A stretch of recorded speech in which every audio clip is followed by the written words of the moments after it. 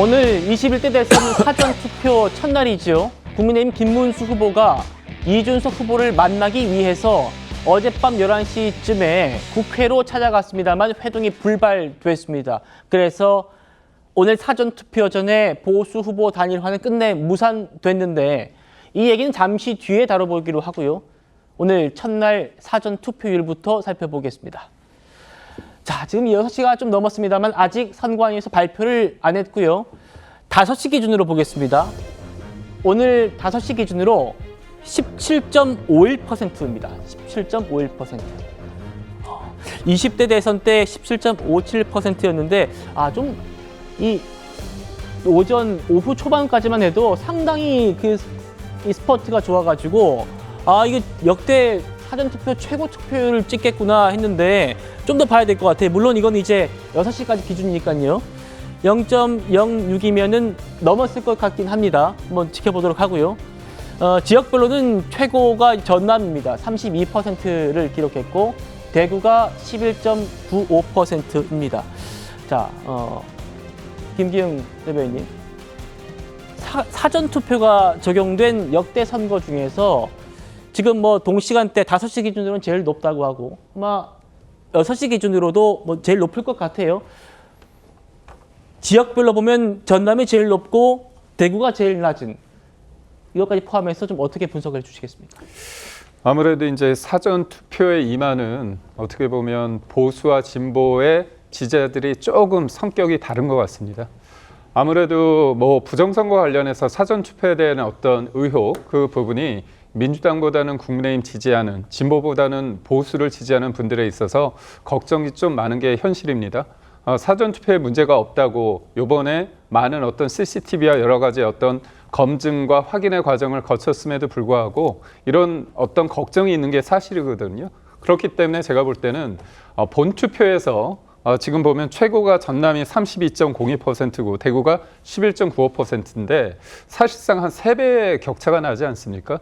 그렇다면 최종적으로 본투표까지의 어떤 투표율을 다 감안했을 때 그 투표율을 점검하는 것이 전 중요하다고 보고 있고요. 제가 볼 때는 지난 대선보다는 높다고 볼 수밖에 없습니다. 왜냐하면 저번에 사전 투표율 같은 경우는 그러니까 휴일이 낀 것으로 공휴일이 낀 것으로 제가 알고 있기 때문에 오늘과 내일까지의 최종 사전 투표율의 어떤 합 그리고 또 6월 3일에 있을 본 투표율의 합까지 봤을 때 제가 볼 때는 저번이 77.7% 내외였던 것 같은데 그때보다는 좀 오를 가능성이 있다. 왜냐하면 이번 선거에 대해서 국민의힘 같은 경우는 일당 독재에 대해서 이런 어떤 사법부를 공격하고 대한민국 체제를 공격하는 부분에 대해서 한쪽의 모든 권력이 쏠리는 것은 막아야 된다는 어떤 절실함, 일종의 지지면서도 일종의 분노 투표의 성격이 있고요. 또 민주당 같은 경우는 여전히 내란 하면서 내란 종식을 얘기하고 있지 않습니까? 그럼 분노에 기반한 어떤 투표를 계속 얘기하고 있기 때문에 그런 부분에 있어서 지지도 지지지만 일종의 분노 성격의 투표가 좀 잇따르다 보면 투표율이 높을 수밖에 없을 것 같습니다. 국민의힘의 김문수 후보는 이재명 후보의 지역구죠. 인천 계양에서 앞서 보셨던 딸과 함께 사전투표를 했습니다. 만나보시죠.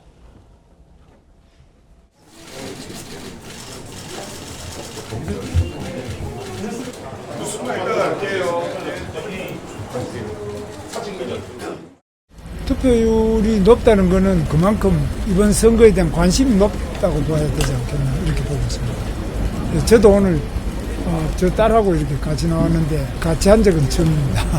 사전투표의 문제점을 보완하면서도 반드시 하기 위해서는 이 사전투표도 참여하는 것이 필요하다.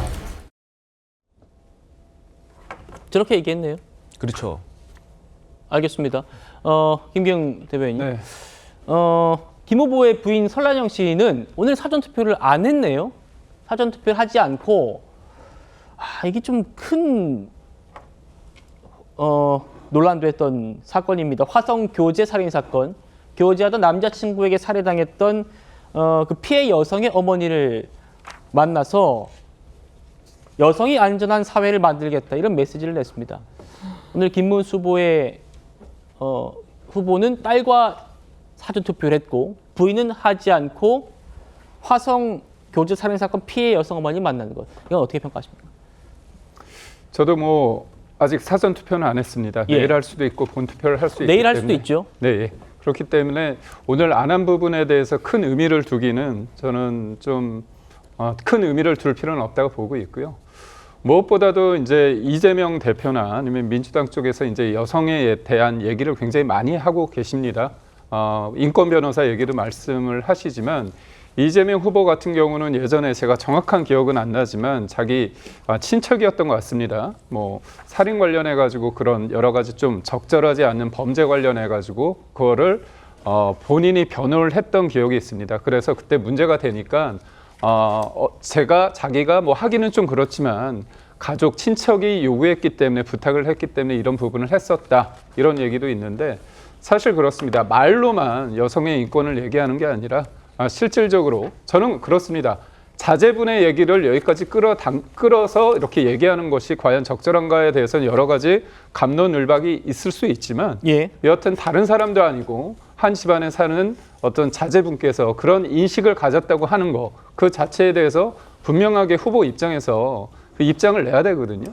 그런 측면에서 봤을 때 국민의힘 후보, 우리 김문수 후보의 배우자나 따님 같은 경우는 당당하게 이런 부분에 대해서 문제 제기를 하는 거죠. 그렇기 때문에 이거를 선거공학적인 어떤 측면보다는 자연스러운 어떻게 보면 여성으로서 또 본인이 노조 활동도 하면서 여성의 어떤 가치나 여성의 인권에 대해서 분명히 자기가 이제까지 가져왔던 어떤 입장을 어떤 법을 통해서 어떤 사안에 대해서 적극적으로 의사 개진을 하는 거기 때문에 오늘의 약간 제가 볼 때 이재명 후보가 청년들과 사전 투표를 하는 것과 김문수 후보가 본인의 자제분 딸과 같이 하는 것, 그 다음에 설란영 여사가 이 문제를 하는 게 저는 후자가 김문수 후보 쪽이 굉장히 자연스럽고 정정당당한 모습이 아닌가 그런 생각을 해봅니다.